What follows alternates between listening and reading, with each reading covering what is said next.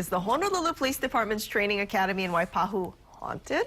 Well, some say it is. Yeah, on this Halloween night, the department has allowed us to share another video, the unexplained paranormal experiences of a former security guard. During the day, it's a pretty busy place with all the officers, training staff, and recruits on campus. But once the sun goes down, oh, this place is totally different.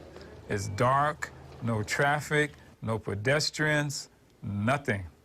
And that's when strange things start to happen. That's why I hate coming here at night. But believe it or not, the HPD has overnight security guards to keep an eye on this place. One of them is a friend of mine named Tony.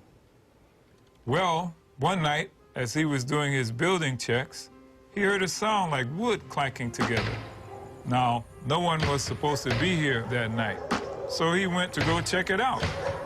As he passed the K-9 building, he could hear the dogs going nuts in the kennels, running around, barking, kicking their food dishes, so he knew he wasn't the only one who could hear it. When he got near the SWAT house, the noise got louder and louder.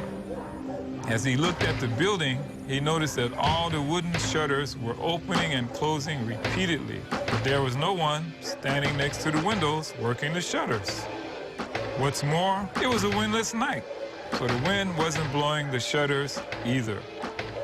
Tony took a few steps closer to the SWAT house, and all at once, the shutters stopped moving. It was dead quiet. Even the dogs stopped barking. Tony slowly walked towards the SWAT house, peeked in through the window and said, "Hello? Anyone here?" But no one answered, and the building was empty. But wait, Tony's story doesn't end there. A couple of nights later, Tony was doing his regular routine, closing the front gate, making sure it was secured, and doing his checks around the property. Everything seemed normal, and of course, he was the only one at the academy, so he decided to sit down in the breezeway to pass the time. But as he stared out into the parking lot, he noticed an old lady dressed in white walking towards him. At first, he thought the lady may have been lost or needed help. So Tony waved at her to get her attention, but she didn't respond and kept walking toward him. The funny thing crossed his mind. He didn't hear the gate open, so how did she get in? As Tony stood up to ask the old lady, she disappeared. Tony thought, oh no, not again. But this time, he decided he better call his supervisor about it. So he turned, and guess who's standing there? Yep, the lady in white. And guess what? She starts slowly walking towards him, eyes fixed and staring at him. By now, Tony is freaking out. He's so scared. He can't move. He's frozen. She's so close to him that he notices that her face looks angry. He tries to yell or scream. Nothing comes out.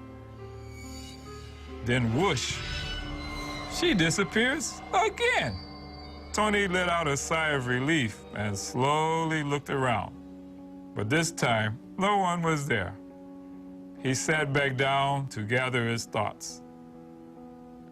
He couldn't believe that the ghost appeared twice and was coming after him.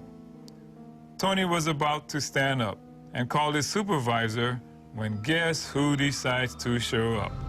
Yep, the old lady was back, and this time she was sitting right across from him. This was too much for Tony to handle. He sprang up and booked it the heck out of there. See, Tony should have taken my advice the first time, and none of this would have happened.